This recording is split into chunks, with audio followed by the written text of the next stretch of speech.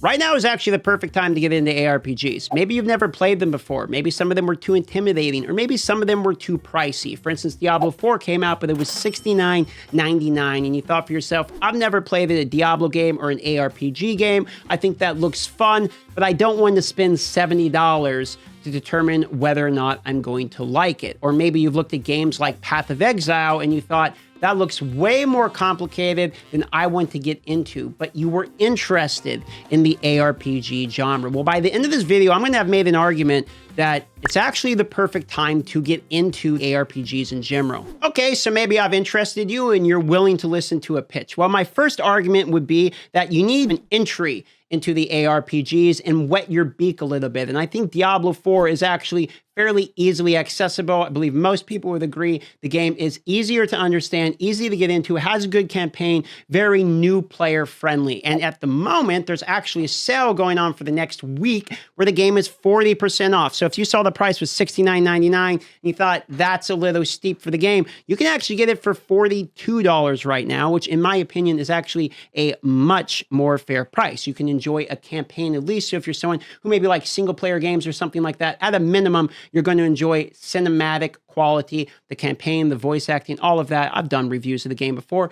That part of the game is actually very enjoyable. And while you're enjoying that part of the game, you might get suckered a little bit into the mechanics of ARPGs and realize I actually like smashing through minions. I like working on my build. And the cool thing about it is starting on Monday for a week from the 20th to the 27th, there's actually an experience and gold bonus. So if you start the game, you're going to be leveling faster than normal. It's 35% multiplicative, which is actually quite a bit of experience. So you're going to be blasting through and you won't need to commit as many hours into a game in order to figure out if you actually like it and get caught up. Basically, it's a little bit easier now. So you have an entry-level game at a sales price with boosted experience at the moment. That's a pretty good time to get involved in the genre. The barriers to entry to actually trying out ARPGs is the lowest that it has been in a long time. Then we look at this. On December 5th, we have the new in-game content actually coming to Diablo 4. One of the most common complaints was there's not enough in-game. So if you end up liking the game, playing it a lot with the boosted XP, you get to level 100, you do your season journey, then on December 5th, we have the replayable in-game content actually coming, and you can see whether or not you like what in-game has to offer. Now, let's say you go through all of that, you conquer Diablo 4, and you tell yourself either, I liked it, but I want more because Diablo 4 doesn't have enough content for me, or maybe you liked the concept of ARPGs, but it didn't have the depth that you were actually looking for. Well, right after December 5th, 3 days after, on December 8th, the ARPG genre is getting the Path of Exile new league. So you can go from Diablo 4 and learn the basics of an ARPG. Then you can roll right into the in-game of Diablo 4. Then you can roll on December 8th into the Path of Exile new league and try out something that is going to be definitely more complicated, but infinitely more in-depth if you actually like that genre. So you get a really easy introduction to the ARPG category through Diablo 4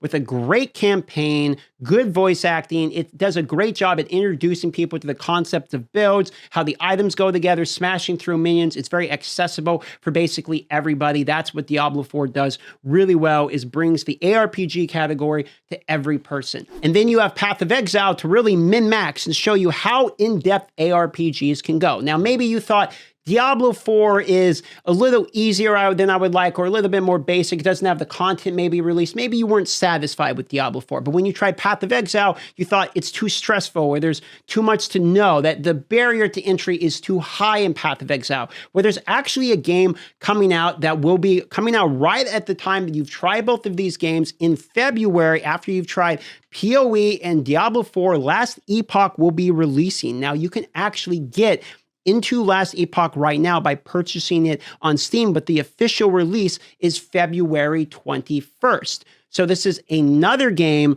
that is in between Diablo 4 and Path of Exile. It's more of the sweet spot. It has more crafting elements to it. It's a little bit easier to understand. It is a newer game coming out. It's not as simple to get into as Diablo 4, but it's not as complicated as Path of Exile either. And it has a good campaign you can play with friends. There's a bunch of different classes you can play as. And there's another good game that you can try within the ARPG genre. And you have everything leading in from the Diablo 4 Season 2 into the Path of Exile, back into even Diablo 4 if you want, because at the end of January comes Season 3 for Diablo 4, and then right into the third game, Last Epoch. It's actually a very good opportunity at the moment to try out the ARPG genre if you haven't, because of the consistent release. And normally these games end up competing with each other, where Diablo will have an update right at the same time the PoE has an update, or they'll launch a season in the League at the same time. But the way the timeline over the next few months is ending up, you can actually go from one game